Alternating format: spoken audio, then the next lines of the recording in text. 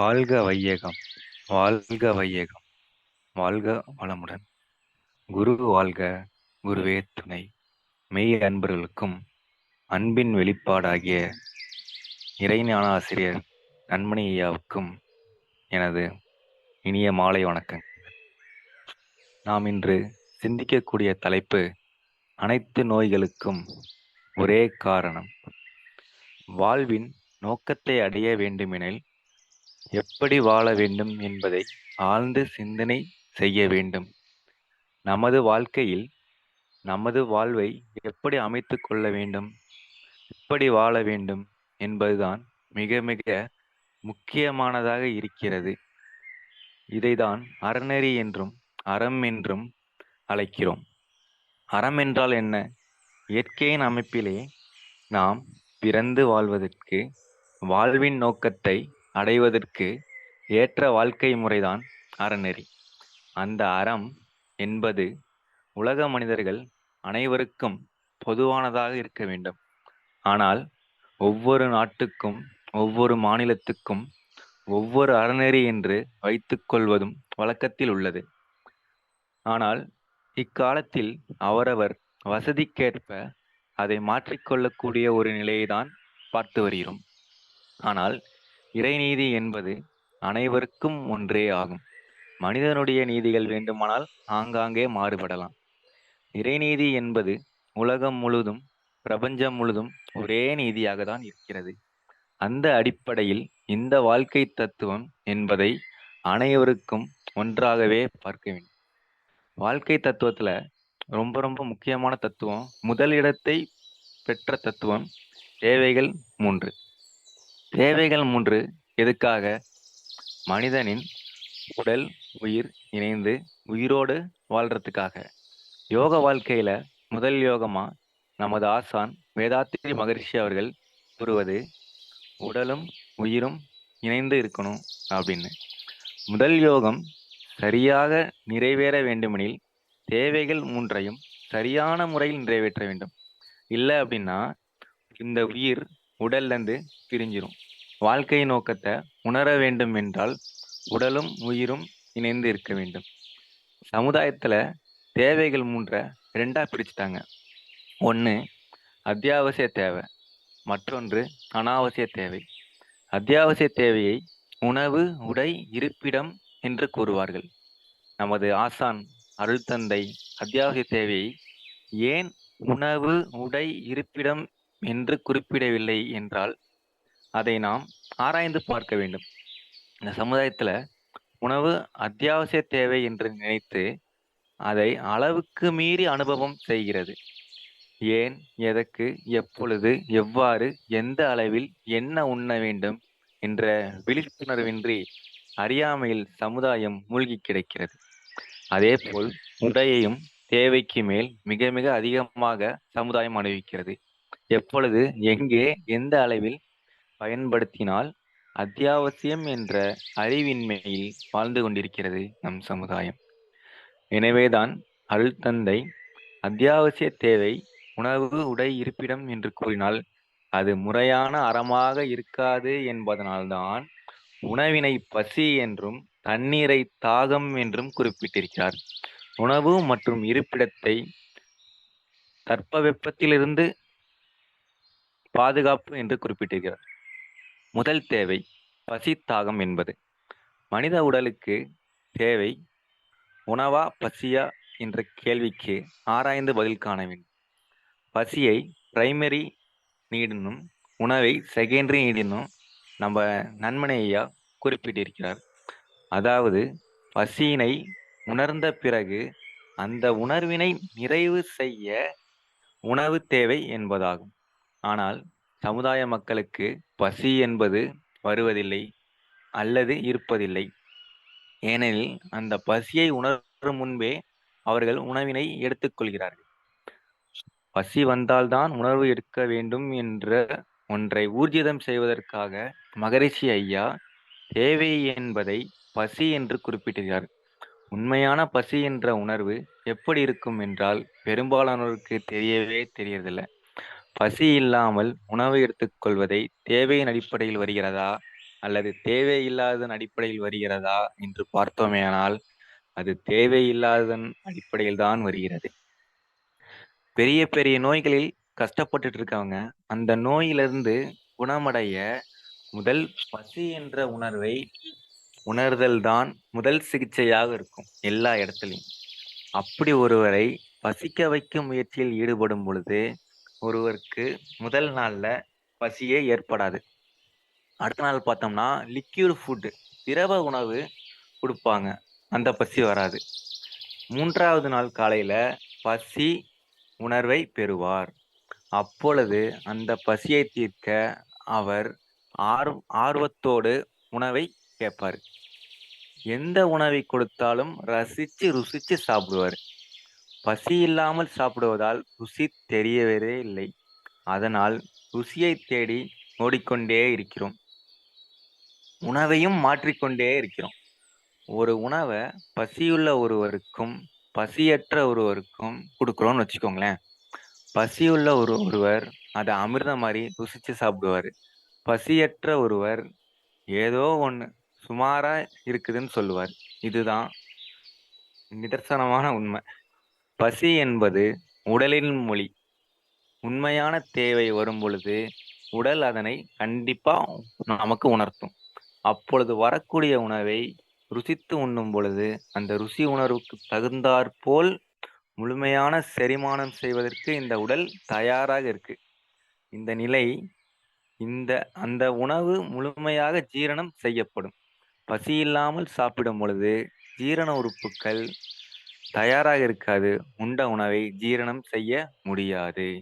இதுவே செரிமான கோளாறு என்று அழைக்கப்படுகிறோம். நாம் தேவைக்கு தகுந்தாற்போல் உணர்வு எடுப்பது இல்லை. இருப்புக்கு தகுந்தாற் போல்தான் உணவு எடுக்கிறோம். அதாவது பண வசதிக்கு தகுந்தாற்போல் தான் உணவு நம்ம எடுத்துக்கிட்டு இருக்கோம். நாம் சொல்வதை உடல் கேட்காது. உடம்பு சொல்றதுதான் நம்ம கேட்டு அதுக்கு தகுந்தாற் போல நம்ம உணவை எடுத்துக்கொள்ளணும். அப்படி உடல் சொல்வதை கேட்காமல் கொடுக்கும் உணவு அனைத்தும் நோயாக தான் மாறும் என்று நமது இறைஞான ஆசிரியர் கூறுகிறார். உடல் தனது தேவையை இறையறிவின் வழியாக உணர்கிறது. நாம் செய்யும் செயல்களே புறை அறிவின் அடிப்படையாக அமைகிறது. உடலின் அறிவு என்பது இறைவனுடைய அறிவு. மனிதன் அறிவானது இயக்க நிலையில் உள்ள குறைபட்ட அறிவாக இருக்கிறது. நிறைய படிச்சவங்க இந்த குறைபட்ட அறிவு இன்னும் மங்கி கிடைக்கிறது அவங்க கிட்ட. விஞ்ஞானத்தை முன்னிலைப்படுத்தி உண்மையான இறை அறிவை மறைச்சும் மறந்தும் இயற்கைக்கு எதிராக அவங்க செயல்படுறாங்க. அவங்களுக்கெல்லாம் பொருள் செல்வத்தை பெருசா சேர்க்கணும் அப்படின்னு நினைக்கிறாங்க. ஆனா உடல் ஆரோக்கியத்தை ஒரு நாளும் அவங்க பெருக்க முடியாது. பசி என்ற உணர்வை உடல் உணர்த்தும் பொழுது உணவருந்த வேண்டும். அதே போல எவ்வளவு உண்பது மிக மிக முக்கியம். பசி என்ற உணர்வு நின்றவுடன் அல்லது தீர்ந்தவுடன் உணவு அருந்துவதை நிறுத்திவிட வேண்டும். எனவே பசி தாகம் என்ற தேவையை அலட்சியம் செய்யவே கூடாது. அதே மாதிரி அளவு முறையும் மீறக்கூடாது. முறை மாறாமலும் இருக்கக்கூடாது. இந்த நம்ம நினைச்ச நேரத்துக்கு சாப்பிடணும்னு சொல்லுவோம் பார்த்தீங்களா, அந்த மாதிரியும் இருக்கக்கூடாது. உணவை சாப்பிட்டால் பசி தீரும் என்று உடலுக்கு தெரியாது. உண்ணக்கூடிய உணவுகள் எதை சாப்பிட்டாலும் பசி உணர்வு நின்றுவிடும். எந்த உணவை சாப்பிட வேண்டும் என்று தீர்மானித்து மனிதனின் மனம் மட்டுமே. ஏற்கனவே ருசித்து அறிந்த கேட்டு அறிந்த கவர்ச்சியாக பார்த்த பல அனுபவங்களை பதிவுகளை வைத்து கொண்டு எந்த உணவை சாப்பிட வேண்டும் என்று தீர்மானிக்கிறது. அடுத்ததாக தாகம் அடங்கும் வரை தண்ணீர் அருந்த வேண்டும். அது தண்ணீராக மட்டும்தான் இருக்கணும். மற்றபடி வேற ஏதோ அந்த கூல்ட்ரிங்க்ஸு அது மாதிரிலாம் குடிக்கக்கூடாது. ஏன்னா தண்ணி இயற்கை வளம், உயிர் சக்தியுடன் நமக்கு கிடைச்ச ஒரு கொடையாகும். உணவு என்பதை பசி தாகம் என்று ஏன் இரண்டாக அருள் தந்தை அவர்கள் பிரித்தார்? நன்மனையா அவர்கள் இந்த கேள்விக்கான பதிலை ஆராய்ச்சி செய்து நமக்காக கொடுத்திருக்காரு. உடலானது நிலம், நீர், நெருப்பு, காற்று, ஆகாயம் என்ற பஞ்சபூதங்களிலால் ஆனது. நிலம் என்பது உடலாகவும், நீர் என்பது இரத்தமாகவும், நெருப்பு என்பது உடலின் உஷ்ணமாகவும், காற்று மூச்சாகவும், ஆகாயம் மின்சக்தியாகவும் இருக்கிறது. இந்த ஐந்தும் ஒரு குறிப்பிட்ட சதவீதத்தில் இணைந்து சமநிலையில் இயங்கிக் கொண்டிருக்கின்றன. அவ்வாறு இயங்கிக் கொண்டிருக்கும் பொழுது ஏதேனும் ஒரு பஞ்சபூதத்தில் குறைவு ஏற்படலாம். இந்த இணைப்பு சதவீதத்தில் குறைபாடு ஏற்படும் பொழுது, இசைவற்ற இணைப்பாக இருக்கும் பொழுது இவை ஐந்தும் ஒரே இணக்கமாக செயல்படாது. எந்த பூதத்தில் குறைவு ஏற்படுதோ அந்த பூதத்தை பிரபஞ்சத்தில் உள்ள இயற்கையில் அமைந்துள்ள அதற்கு தகுந்தால் போல பூத சக்தியை கொண்டு நம்ம சமன் செய்ய வேண்டும். இதுவே இயற்கையின் விதி. அதாவது இயற்கை அறிவானது முதலில் பிரபஞ்சத்தில் பஞ்சபூதங்களை எல்லாம் உருவாக்கிவிட்டு அதற்கு பிறகு பஞ்சபூதங்களையும் இணைத்து ஓரறிவு முதல் 5 அறிவு வரை உயிரினங்களை உருவாக்கிய பிறகு இறுதியாக மனிதன் என்ற உயிரை உருவாக்குகிறது. எனவே பிரபஞ்சத்தில் உள்ள பஞ்சபூதங்களை தவிர்த்து எந்த உயிரினமும் வாழ முடியாது. அருள் தந்தை பஞ்சபூத நவகிரக தவங்களை அளித்ததன் முக்கிய காரணம் பஞ்சபூதங்களுக்கு நன்றி சொல்லும் கடமை உள்ளதால் மட்டும்தான் அந்த தவத்தை நமக்கு மகரிஷி அவர்கள் கொடுத்திருக்காங்க. இந்த நிலம் என்ற பூதம் குறைபட்டாலும், நீர் என்ற பூதம் குறைபட்டாலும் அந்த குறைபாட்டை சமன் செய்வதற்காக வெளியில் இருக்கக்கூடிய மண்ணையும், அதாவது ஃபுட் உணவு, நீரையும் நாம முயற்சி செய்து அதை உடம்புக்கு கொடுக்க வேண்டும். இது எதை பேஸ் பண்ணி இருக்கும்னா சென்ட்ரல் நர்வஸ் சிஸ்டத்தை பேஸ் பண்ணி இருக்கும். நெருப்பு சக்தியிலும் காற்று சக்தியிலும் குறைவு ஏற்படும் பொழுது நமது முயற்சியால் நெருப்பையும் காற்றையும் உள்ளே போட முடியுமா என்றால் போடவே முடியாது. காற்றை நாம இழுத்து விடுவதில்லை, அது தன்னிச்சையாக நடைபெறுகிறது. இயற்கையில் காற்றை உள்ளே இழுப்பதால் நுரையீரல் விரிகிறதா அல்லது நுரையீரல் விரிவதால் காற்று உள்ளே இழுக்கப்படுகிறதா என்ற ஒரு கேள்விக்கு பெரும்பாலானோருக்கு விடை தெரியாது.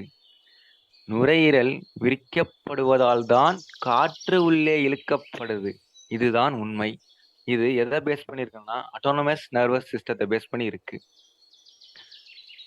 இயற்கையின் அறிவால், இறையாற்றலால் அது உடலின் தேவைக்கேற்றவாறு நுரையீரல் விரிந்தும் சுருங்கியும் காற்றை உள்ளே இழுக்கிறது. அதேபோல் வெப்பம் குறையும் பொழுது அது இயற்கையிலிருந்து எடுத்துக்கொள்ளும். இவை இரண்டும் மனிதனின் கட்டுப்பாட்டில் இல்லை, அவை தாமாக நடக்கிறது. நிலம் மற்றும் நீர் ஆகிய சக்திகள் இறையறிவானது மனதால் பசியாகவும் தாகமாகவும் உணரும் பொழுது மனிதன் முயற்சி பண்ணி அதை நிறைவேற்ற வேண்டும்.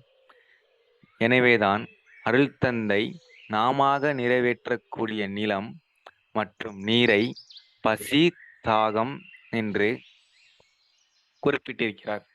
இப்போ நம்ம வந்துட்டு பசி எடுக்காததுக்கு முன்னாடி சாப்பிட்டாலோ அல்லது பசி தீர்ந்த பிறகு சாப்பிட்டாலோ அது உடல்ல நோயாக மாறிடுது.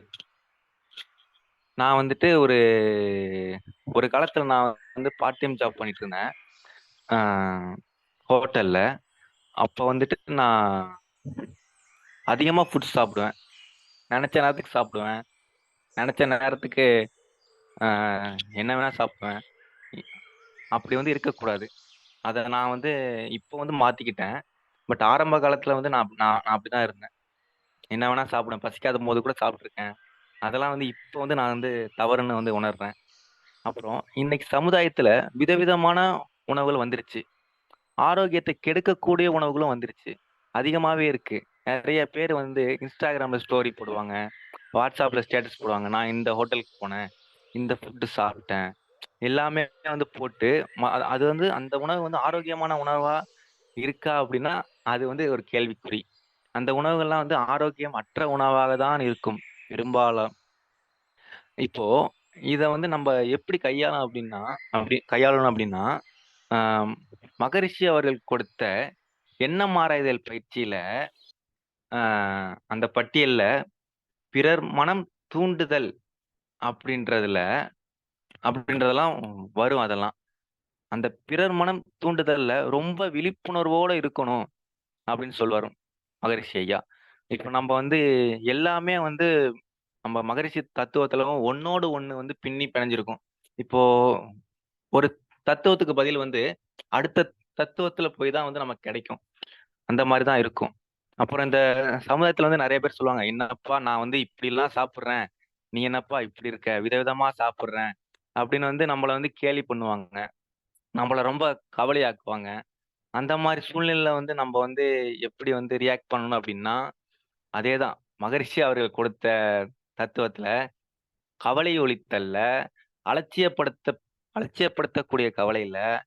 அதெல்லாம் தூக்கி போட்டுட்டு நம்ம வேலைய போய் பார்க்கணும். நம்ம வந்து எப்பவுமே வந்து உணவுல வந்து விழிப்புணர்வோட இருக்கணும். பசி எடுத்தா மட்டும் தான் சாப்பிடணும். எனவே பசி எடுக்காத போது உணவையும், தாகம் எடுக்காத பொழுது தண்ணீரையும் முறையற்ற முறையில் கொள்வதால் விளைவேதான் அனைத்து நோய்களுக்கான மூலக்காரணமாக இருக்கிறது. எனக்கு வாய்ப்பளித்த தமிழ் ஆனந்த யோகத்திற்கும் நன்மணியாக்கும் நன்றிகள். வாழ்க வளமுடன்.